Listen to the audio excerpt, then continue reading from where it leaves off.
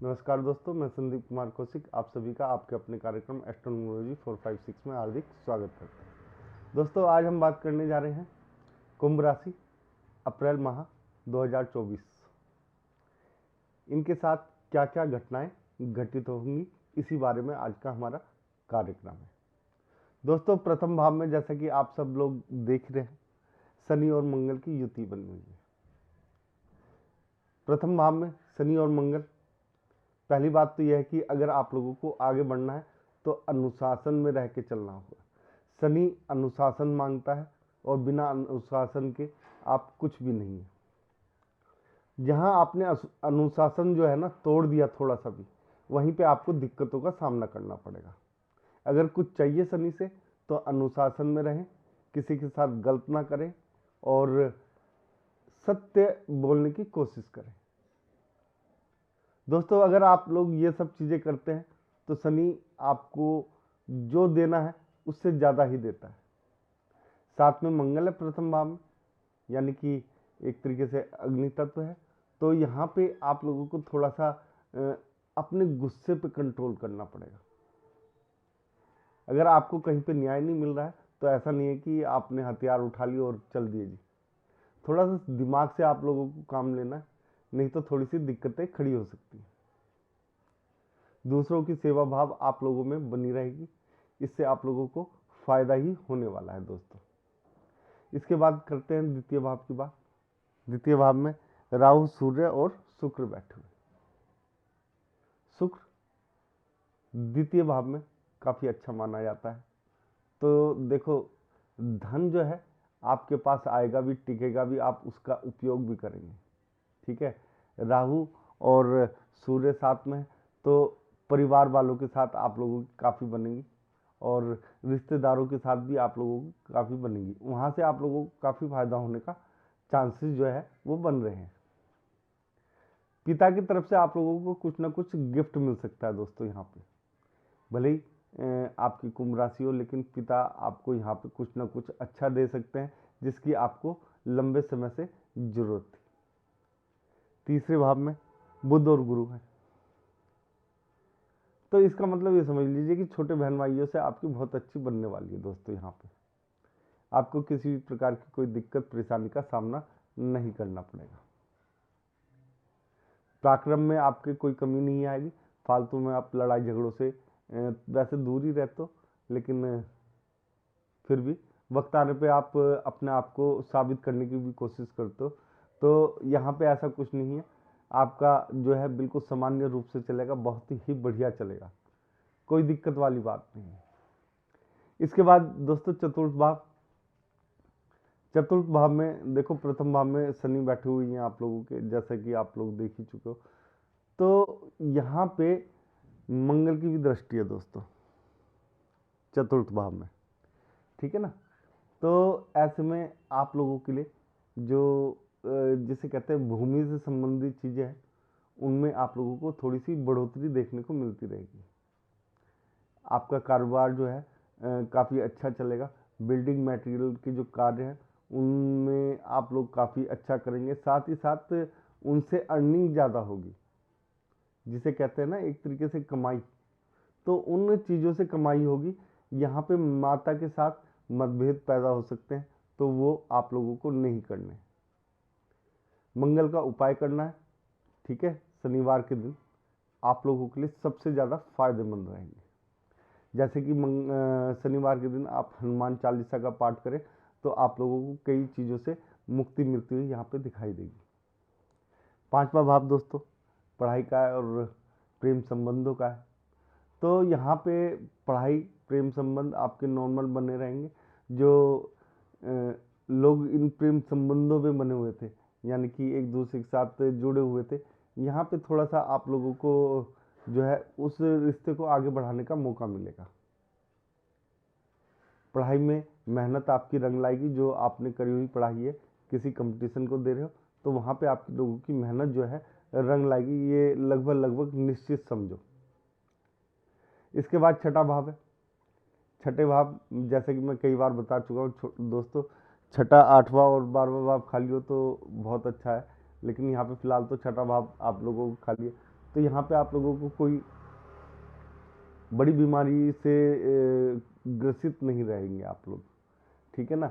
और जो थोड़ा बहुत दिक्कतें आएंगी तो उसे आराम से निकल जाओगे। कोई आपके साथ बड़ा केस नहीं होने वाला है, थोड़ा सा संभाल के चलना, वाणी पे कंट्रोल करना आप लोगों ने। मैं कई बार इस माह अधिकतर राशि को यही निर्देश दे रहा हूँ कि वाणी पे सभी को कंट्रोल करना है यहाँ पे, क्योंकि बुध जो है ना थोड़े से यहाँ पे अधिकतर युति जो बन रखी है गुरु के साथ बुध की, तो वो थोड़ी से वाणी को वाचाल बना देते हैं, यानी कि आदमी ज़्यादा बोलने लगता है। तो इस चीज़ पे आप लोगों को विराम लगाना है थोड़ा सा, तो कोई ऐसी दिक्कतों की बात नहीं रहेगी। दूसरी बात, हाँ, 7वें भाव की बात करते हैं दोस्तों। शनि मंगल की दृष्टि तो है ही है, ठीक है ना, और आपका गुरु की भी दृष्टि पड़ रही है यहाँ पे। तो यहाँ पे आप लोगों के जो विवाह करना चाहते हैं उन्हें थोड़ा सा विलंब हो सकता है इस माह। उनकी विवाह की बात जो है बनते बनते रुक सकती है, थोड़ा सा उस चीज़ को आप लोगों को देखना पड़ेगा। वैसे जो मैंने मंगल का उपाय बताया है, अगर उस पर चलेंगे तो आपके विवाह में जो अड़चने हैं वो समाप्त होंगी। साथ में आपको गुरु के भी उपाय करने होंगे, जैसे कि 3 गांठें जो होती है हल्दी की, साबुत गांठें, उन्हें जो है बृहस्पतिवार के दिन आप लोगों को जल में प्रवाहित करना है, या श्री हरि विष्णु जी के चरणों में रख देना है और उनसे अपनी मनोकामना के बारे में कहना है, तो आपकी ये मनोकामना पूर्ण हो सकती है। दूसरी बात दोस्तों, व्यापार। शनि नौकरी और व्यापार में दोनों में ही अच्छे होते हैं, आप लोगों को प्रगति की तरफ ले ही जाते हैं।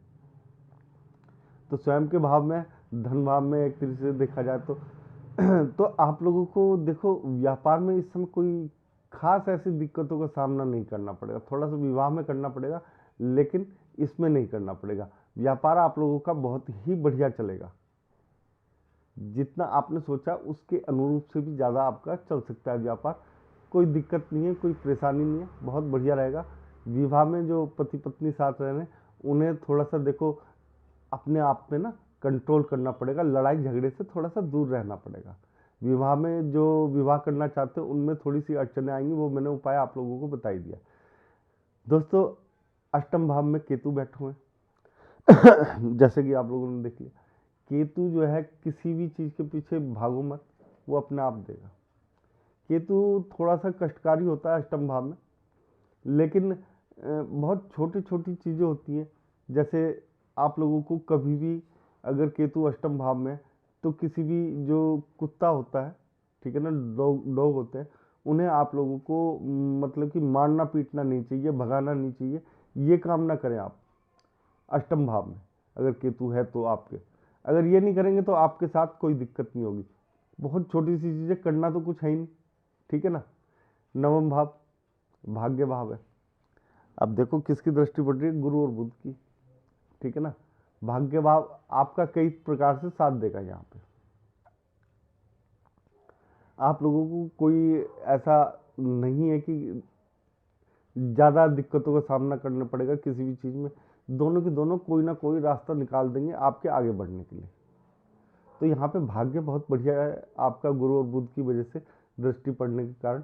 तो आप लोगों को यहाँ पे कोई दिक्कतों का खास प्रभाव नहीं पड़ेगा, आप बिल्कुल एक तरीके से मस्त रहेंगे। 10वां भाव शनि की दृष्टि पड़ रही है, तीसरी बड़ी दृष्टि होती है, जैसे यूँ खोल के देखते हैं ना उस टाइप की दृष्टि होती है।